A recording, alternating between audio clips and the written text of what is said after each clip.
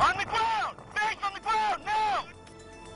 Thumbs up in Tallahassee for police body cameras. A House committee there unanimously says yes, but how should body cams be regulated? Who gets to see the video?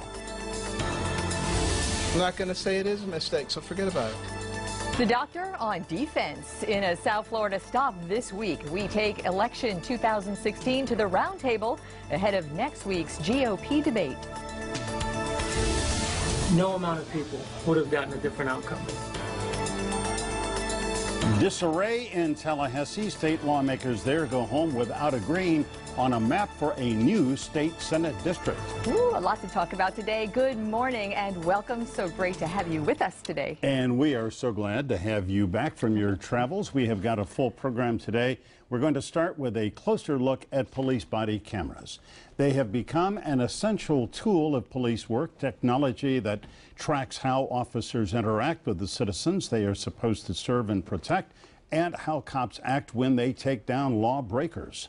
A state bill mandating training and policies in place sailed through its first subcommittee hearing this week, even as the debate over and concerns about video storage, access and privacy and other things continue unabated.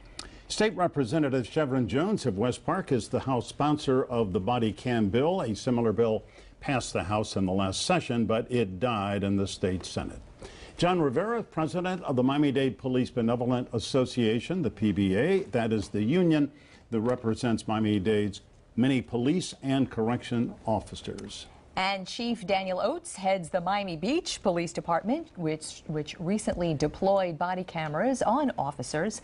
We will talk all about that and have a good debate this morning. Thank you all for joining us today. Good morning. Thanks for having us. In fact, Chief Oates, is wearing a body camera. I don't know if we can get a tight shot of that, but that is the same camera that you have on your officers, your patrol officers. Yes, we have around 60 on the street, and by the end of 2017, all our patrol officers, about 370 cameras will be on the street. And how is it working so far?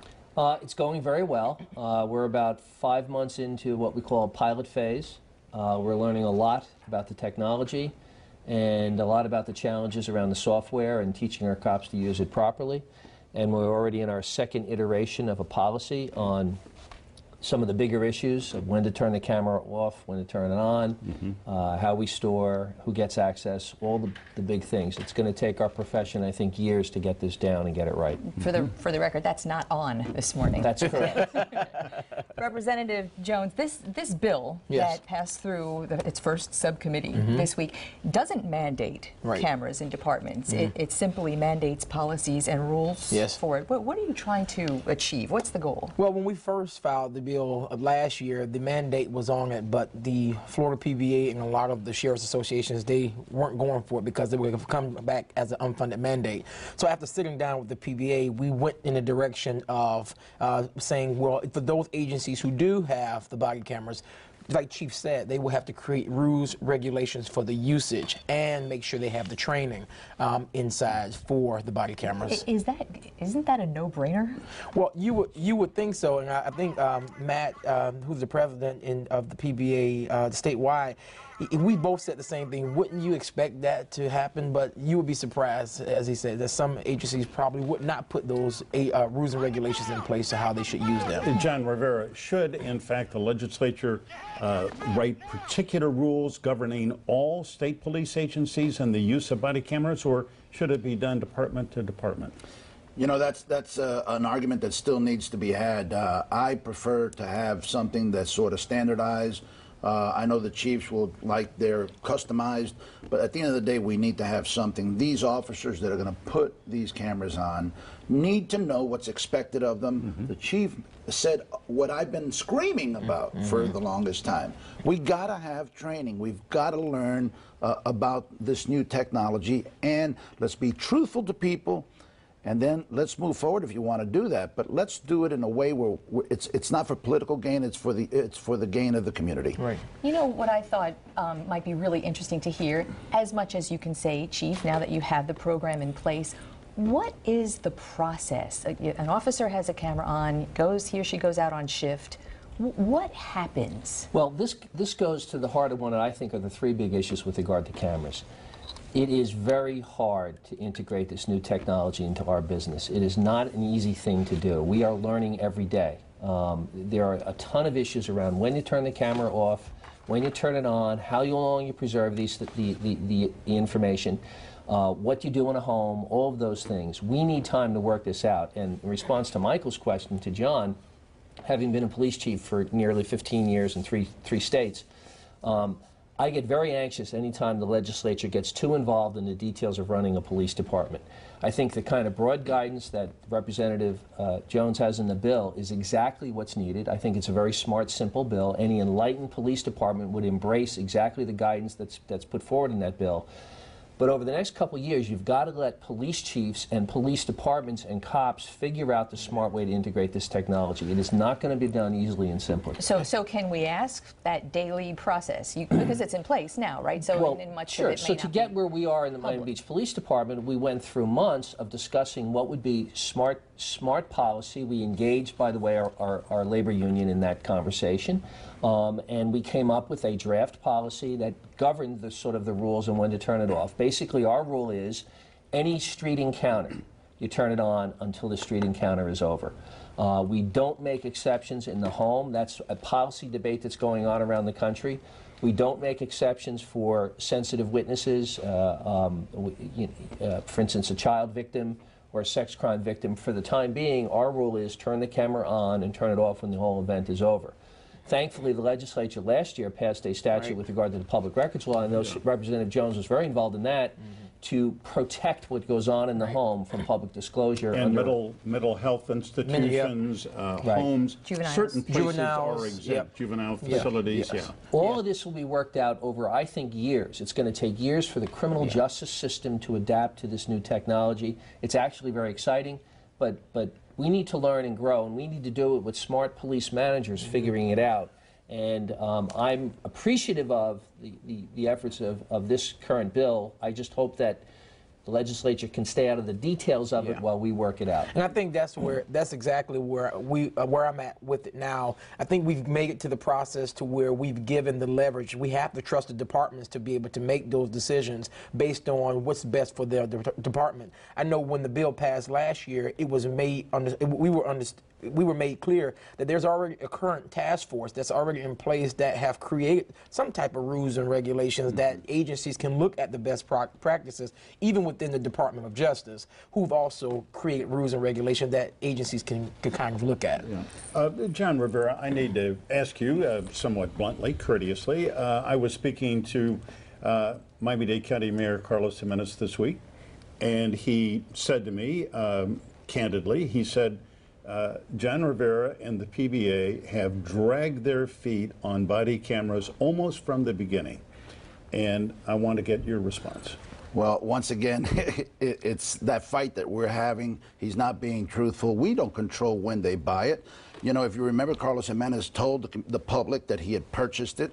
He went over bounds. He didn't have the authority. Then they went to the federal government. They lied about the monies. They said that they had already purchased it. They said you can't purchase it because it's for a pilot program. Then they erased the board. Then they said, okay, we're going to do a pilot program now. We still want the money.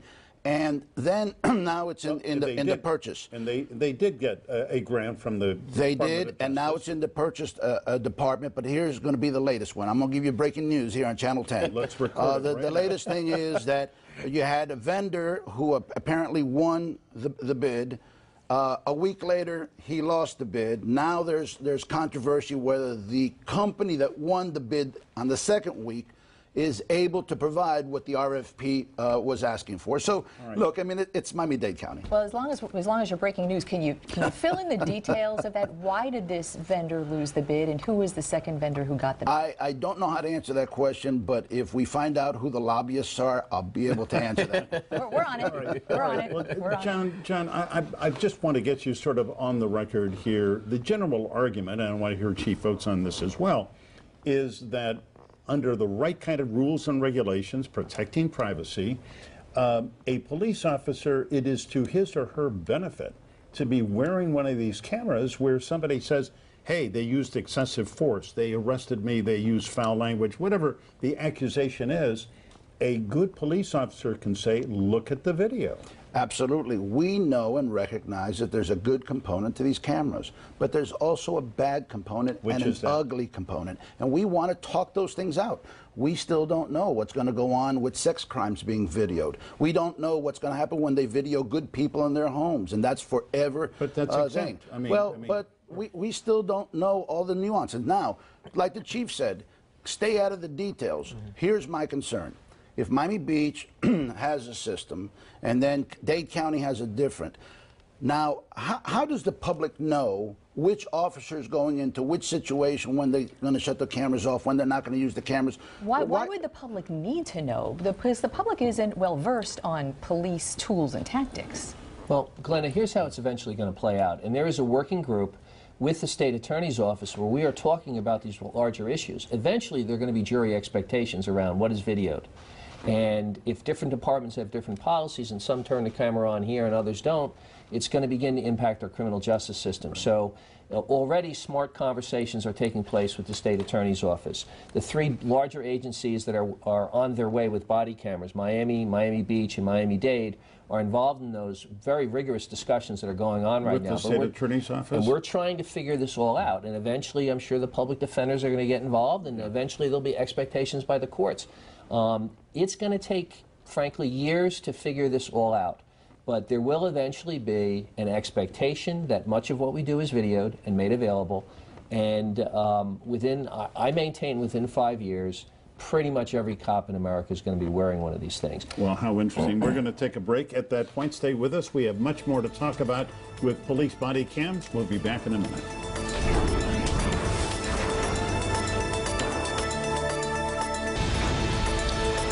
Live in our studio on this Sunday morning, we are talking about police body cameras with Miami Beach Police Chief Dan Oates, John Rivera, president of the PBA and the state PBA, we should point out, and Representative Shevrin Jones of West Park, sponsor of House Bill 93. Representative Jones, I know that you and many people across this state, certainly in our community, were just devastated by the shooting death of Corey Jones, yes, October 18th in Palm Beach Gardens. Now, he was approached at night, 3 a.m., by a off-duty at that point, but an undercover plainclothes police officer who happened not to be wearing his police badge, had no ID, didn't have his department-issued sidearm with him either.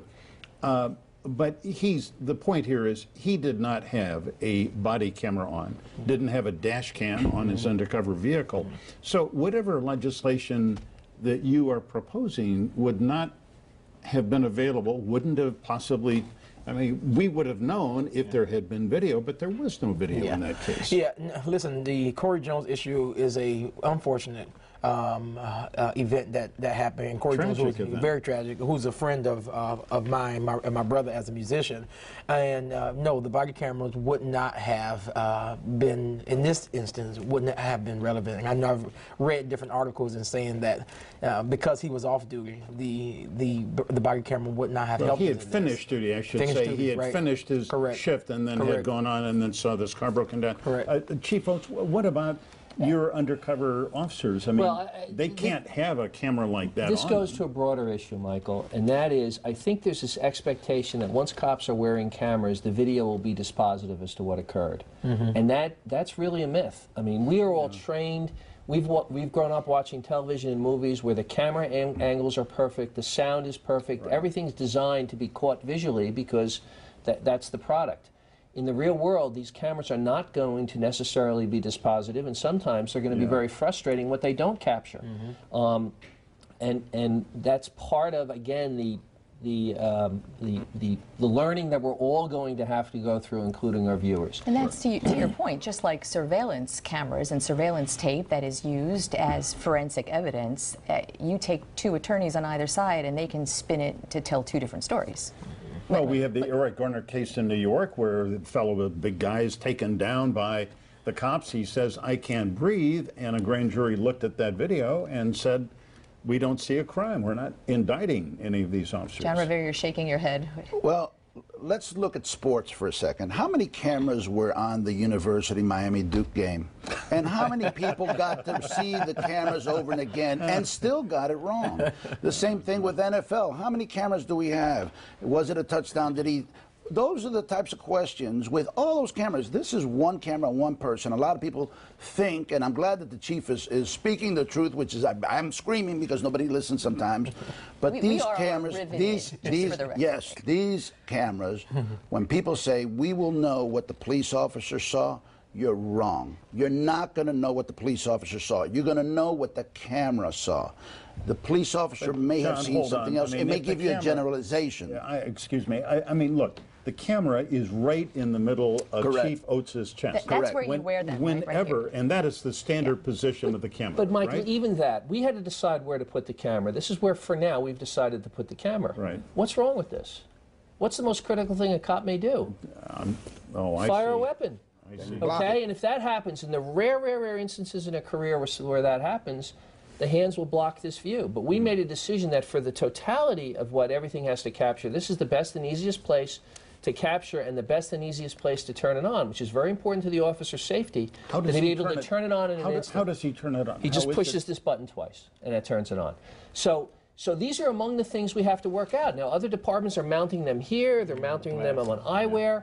We've decided for now to do this. These are the kinds of things that over the next couple of years, police departments are going to have to work out. Yeah. So when an officer... it's not necessarily dispositive. It doesn't capture what's going on here. No doesn't capture what's going on. It's not peripheral. So it's part of us all learning what these systems are capable of and not capable of. After the encounter, after the recording, the officer gets into the car or goes back to do whatever administrative work. Right. What happens to those images? Is it an immediate upload into a computer? Does he bring it someplace? The technology we purchased, which is I think the common technology, is at the end of the officer's shift, he takes this camera out and he drops it in a slot that both recharges it and downloads it. And when he comes in the next day, he picks up the camera and puts it back on. And that goes into, it's stored in the cloud. We chose a product where we're doing cloud storage. And by the way, these systems are ridiculously expensive. We're going to spend somewhere in the neighborhood of $3.5 million over the next 5 years to equip 350 or so police officers in Miami Beach. That's real money, and that's before you add on the cost of personnel to respond to public records requests. This technology is not cheap, and that's part of the evaluation that has to be done by government and by taxpayers. Hey, can I just ask a quick question as a follow-up? Is anyone able to access or edit that video? The answer is, in our system and what we've purchased and how we've done security, the answer is it's absolutely secure. And I have 2 people who have access to and administrative rights to the system, and they are charged with maintaining the system.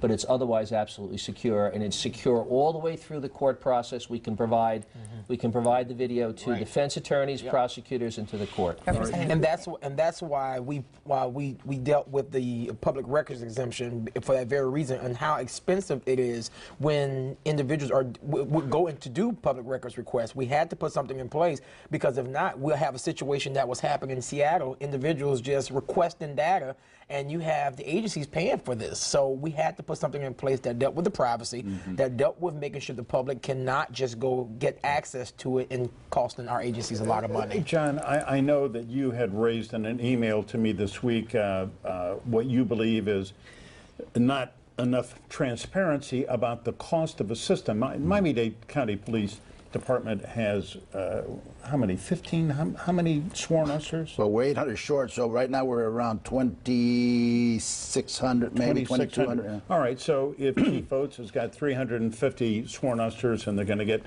cameras for, what, $3.5 million bucks?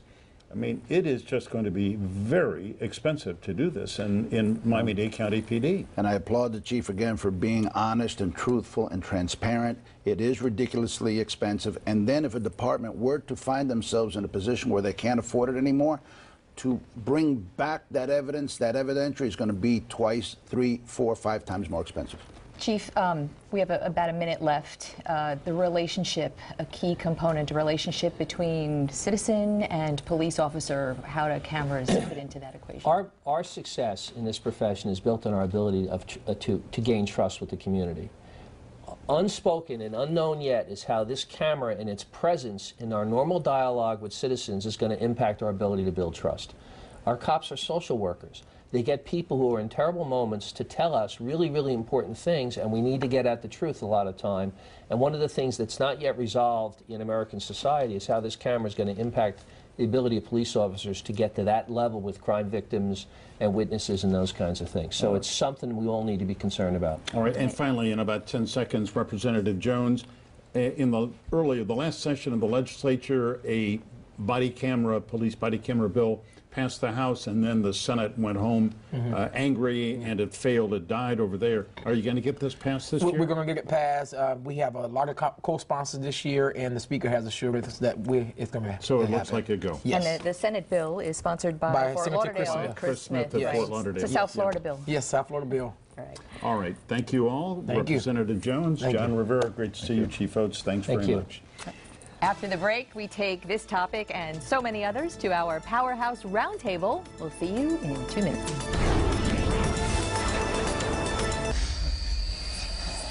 And welcome back. It is time now to take the news of the week to the Roundtable. And boy, have we got an all-star group for you this week. Justin Safey is the founder and the boss at the Safey Report. Go-to website for all things political. He is also a lawyer, once was communications director for then Governor Jeb Bush. And we are glad to welcome back Henry Crespo of Miami, president of the Democratic Black Caucus of Florida, as well as a radio host. And here is Mitchell Caesar, longtime Democratic Party leader, chaired Broward Democratic Party for many years, and he is a member of the executive board of the DNC, and in his free time he practices law. Hey, where are my sisters today? What is this? Welcome. Watching the brothers on TV. All right, so if we could, I just want to sort of get you all on the record. I thought that was a very interesting conversation about police body cameras. Henry, are you encouraged that the legislature is moving forward and appears to be ready to, this session starting in January, to pass a bill? Well, very much so, Michael. I mean, you know, a lot of these issues that are happening with police officers and citizens, in majority, unfortunately, happens to a lot of African Americans, but there's some issues that's going on in some of these rural counties that affects all Americans. And I think that's why the legislature now, and the Speaker of the House, is poised to support body cams. You know, what's interesting about this issue at the state level is it's one that does not seem to break down along party lines this time, unlike so many issues for whatever reason. Well, and that's a good thing. I mean, it's about law enforcement. With so many people having video cameras in their telephones, sometimes these videos are coming out. It's exposing practices where there is no official video. And so I think the fact that we're going to have these cameras, it's a matter of implementation. I thought the police chief of Miami Beach made that point very, very well, that it's one thing to want them, it's another thing to actually implement them in a way that will help determine what happened. Absolutely. I was going to quote during that discussion, I thought Leonard Pitts Jr., fine columnist in the Herald and nationally, had a column a couple of weeks ago in which he said, Mitch, when it comes to cameras and police, the genie is out of the bottle, and it's never going to get put back in. I mean, as Justin says, everybody these days has got a smartphone, and you can record video, and we are seeing a lot of that. First of all, I do want to respond that I'm glad when the legislature agrees on anything these days, and we're going to be getting into other subjects along those lines. Yeah. But also, I think it's, as we've said, it's an outgrowth of technology. We can't put cell phones down. We're constantly attached to it. We're now at the point in our lives that everything's video. All the terrible things we've seen across the country recently, much of it's been captured on somebody's phone. And I think, therefore, getting to this point is inescapable. And they send it to television stations, and we air it, and it becomes evidence, and now police are going to have their own, maybe. If we can, let's move on to, I think the hot topic of the week is the presidential race, and especially over the last couple of days, Dr. Ben Carson, Glenna, was there on Friday when he signed some books. I don't know why he's signing books when he's running for president. Hundreds of books. It seems to work for him, and he sells a lot of books. But Justin, let me ask your informed opinion on this. We have learned this week that in a number of cases of his autobiography that he either hasn't A, told the truth, or he has embellished the incident out of all proportion. What do you think? Well, you know, it's really interesting. This is as we've all said, this is a very unpredictable year. There are things that have happened in this campaign that all candidates have done, whether it's Hillary Clinton's emails or whether it's Donald Trump's certain statements, that they haven't had the effect that we think they're going to have. So it's really hard to figure out what's going to be the net political impact of these revelations that just came out on Friday about Ben Carson's autobiography. It's interesting, though. I'm sure he never thought he would run for president when he wrote that book. And now he's written, what, 9 books, and I think he's written an ongoing series of autobiographical books, and one of them, in fact, Glenna, forgive me, I don't mean to plunge on here, but in 1990, he wrote a book called Gifted Hands, in the Wall Street Journal, in its weekend edition. Mitch, I don't know if you saw this, but he talked about being in a class at Yale as an undergraduate called Perceptions 301, in which it turned out he was the only student who was given the most honest student because he stayed and retook a test. Then he said the Yale Daily News came and took a photograph of him, ran that in the paper, and the Wall Street Journal couldn't find any of that stuff. Well, what's interesting is after Dr. Carson retired, his profession became professional biographer of himself. Everything was about his self-history and, in fact, his brand. We talk about Donald Trump's brand. Carson has a brand that's supposed to be more low-key, more honest, but pieces are popping up. In fact, a new piece popped up. He just spoke about it. Came out that he said when he was in high school, there was a riot at the high school, and he had helped hide three, in the bathroom, in a lab, three folks, and yet they've looked around for those people and can't find it. He seems to be shocked at this scrutiny. That's what I find the most amusing. He's a very smart guy. So we're in a very interesting time. Do I think these things will hurt him long term? Well, it depends, because remember, we're talking about Republican presidential primary super voters. Mm-hmm. They are a very different breed than the average national voter. And because of that, will it hurt him and slow him down a little bit here? A little. But I think it will have far-reaching effects if he's ever the nominee. But here's the thing about him, and every person we spoke to who was on the book signing line earlier this week talked about his integrity, his honesty. People who are gravitating toward Ben Carson aren't doing it because of any issues. It's because of his person and his character. And so when you have something like this going right to the base of the foundation of his campaign, that's a little bit different than some of those same allegations for someone like Hillary Clinton, who has issues to run on, or Marco Rubio, who has issues to run on. Well, he made an outrageous statement. He's made several, but the most recent one was yesterday, saying, you know, he's getting unfair treatment. Much worse than anyone has ever done before, and we may have short memories, but we can all remember all the issues with Bill Clinton. You could, or Barack Obama, which they're still talking about, the issue of whether he was born here, and of course the ringmaster of that was Donald Trump. Speaking of Donald Trump, anyone see Saturday Night Live last night? No, I missed it. Do we have a clip? Yeah, we do have a Live? clip. Let's run the clip of the Donald on SNL. Ah! Donald! Enrique! I brought you the check for the wall. Oh, that's so wonderful.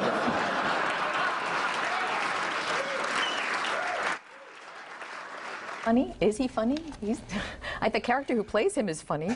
Well, I watched that episode last night, and I thought there were some good moments. That moment with the supposed president of Mexico was amusing for a moment, but I don't know that he did himself any good. I don't know. Henry, did you watch SNL? I didn't get to watch Bed it. by 9 last night? But yeah, no, but we DVR'd it, so I'll probably take a look at it. But I did want to mention something about Ben Carson in particular. Now, obviously, he's a good storyteller, but a lot of politicians do that too.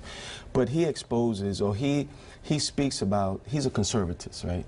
And like most of the primary voters are super voters. So when you look at conservatism, what does it say? Conservatism is a political and social philosophy that promotes retaining traditional social institutions in culture and society. And that is what he's speaking to. And that is what's resonated with that base. That's within the realm of fair speech, and you can't criticize somebody for being a conservative, liberal, as long as they're speaking truthfully. I think, Justin, the issue is he really telling the truth? And as Glenna said, if it's all about character and integrity, then he's open to these questions. I think he's open to these questions. He wants to be the most powerful person in the United States. He wants to be the president. That scrutiny comes with it. And I think that it's still being written. Look, as Mitch said, these super Republican primary voters being attacked by the media could actually help him a little bit to some extent. That's red meat, because that same base, like a lot of people, they dislike politicians, but they hate us. I mean, not Glenna, and not personally, but as a group, as an organization, yeah, well, as an institution, they do. So, you know, I'm not sure what this is actually, and this is what I said before, we don't know this year what the impact is going to be of any of this. I think, as Mitch said, short term, it probably helps him a little bit, but long term, it could create more problems for him if it gets beyond. And again, I think some of these things are still yet to be determined really what where the truth lies in this. Quick break. We'll be right back. Stay with us.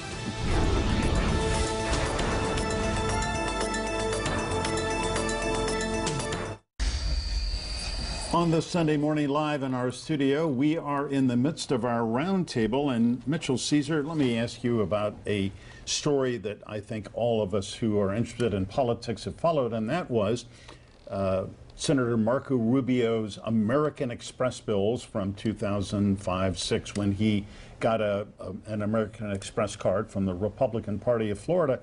Charlie Crist tried to make a huge deal of this when they ran against each other in the Senate in 2010.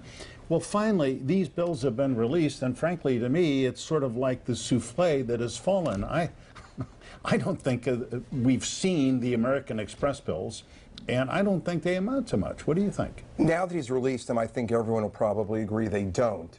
But I don't think it was intended to kill him off.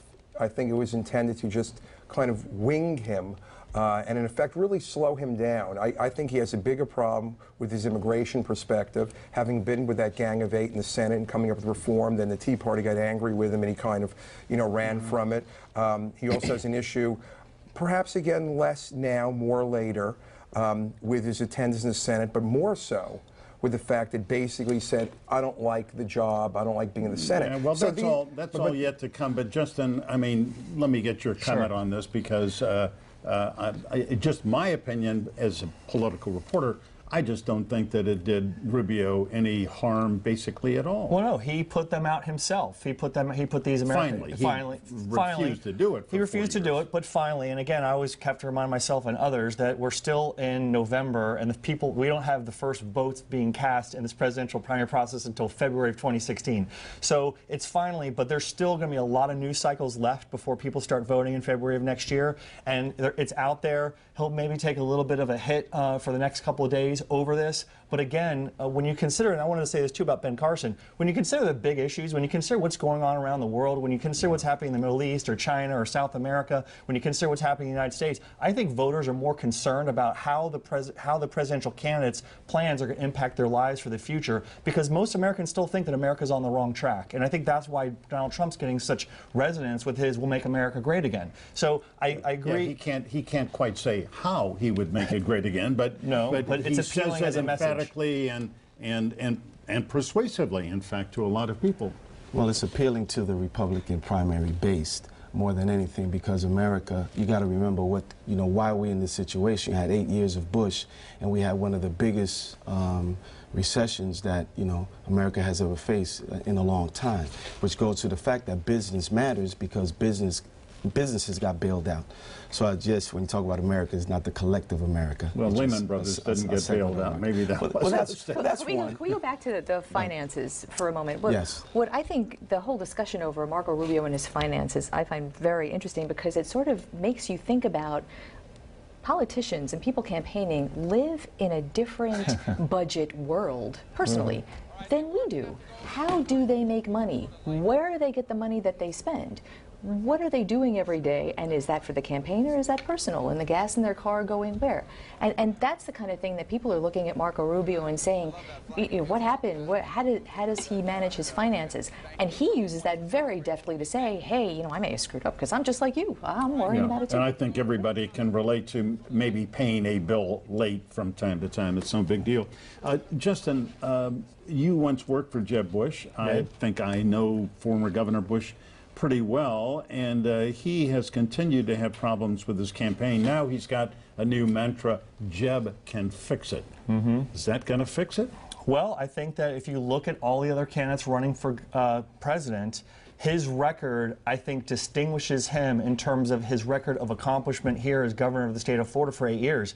If you compare him to other members of the U.S. Senate who are running, what are their accomplishments? If you compare them to the outsiders that are running, what are their accomplishments? So I think that a lot of Americans believe that Washington doesn't work anymore. And they see that Jeb Bush, when he was governor, well, he has a record that he wants to tell America about what he did when he was governor. I think it's a strong message. I'd like to add a point. I think one of the problems that Jeb Bush is having, which isn't his fault, is he's a victim of incredibly bad timing.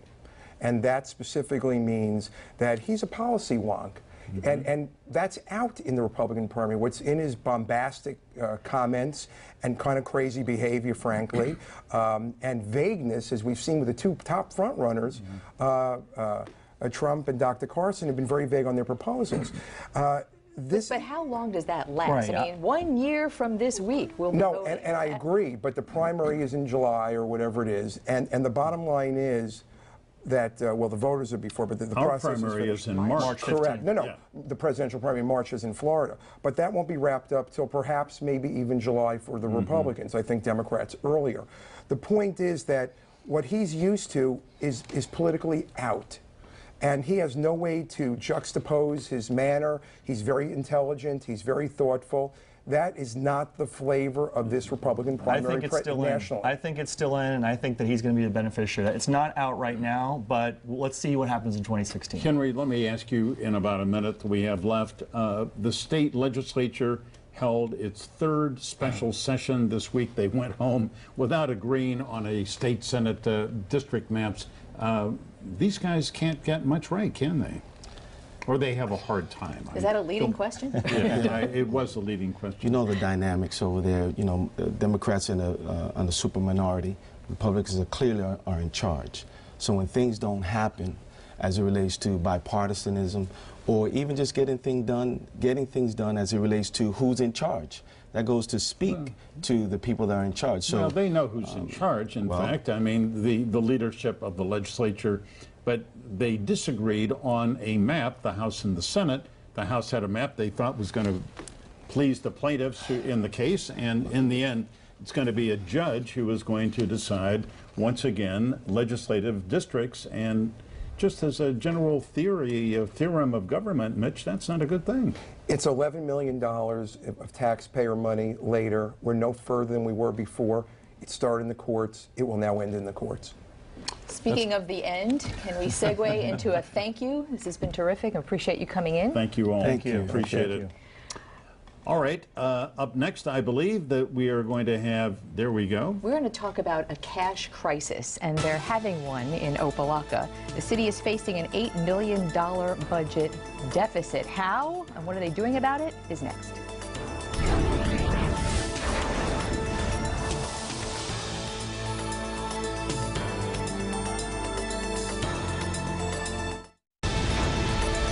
A cash crisis in Opa-locka, that city in West Miami-Dade, is facing an $8 million budget deficit. And Friday, the city leaders who say they were clueless got together to figure out what to do. We're out of time. We're out of time. The city of Opa-locka has technically been out of financial time for years. Its new city manager called it brink of financial urgency in a memo to the governor last month, though somehow leadership didn't know. Nobody read the finances from the bank statements. We get that every month. I don't like it. I wish I would know some of the things I know today about our finances. I didn't know until this week. Phone service cut at City Hall last month. That was the bellwether. Opa-locka owes $8 million in bills, including the contractor who stopped restoration work on the Aladdin-style City Hall. Half the debt is owed to Miami-Dade County for services like water and sewer. What's going on? What happened here? What is the truth? How can the elected officials here not know the financial state of the city? Because it was not perhaps presented to us in a way where it gets all laid out.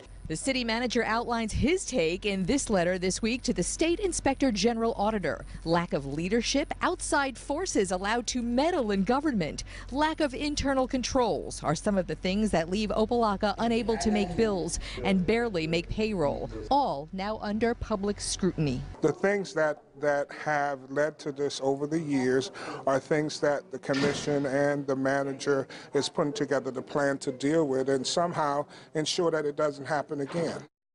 There is still a chance that at some point the state will take control, will take oversight of Opa-locka. That is not happening yet, but the mayor and commissioners there are drafting this letter to send to the state. So all we could say at this point is stay tuned. And we will. All right, are a few greedy property owners standing in the way of a new soccer stadium for David Beckham and the rest of us? The latest chapter of an only in South Florida business deal. Glenna's perspective is next.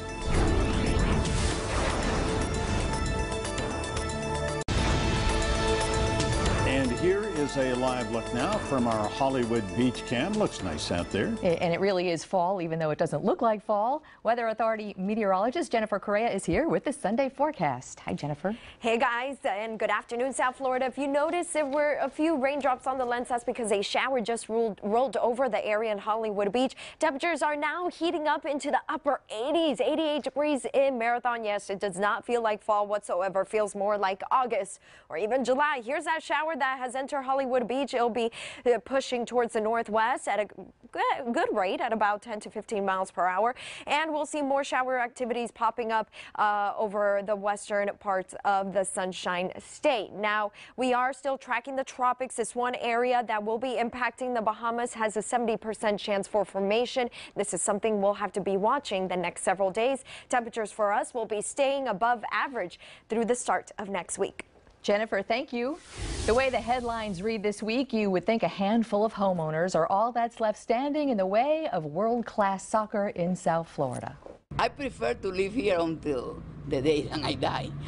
And she is apparently among those said to be, quote, demanding big money who will blow up a soccer deal. Wow, there are villains now in this narrative.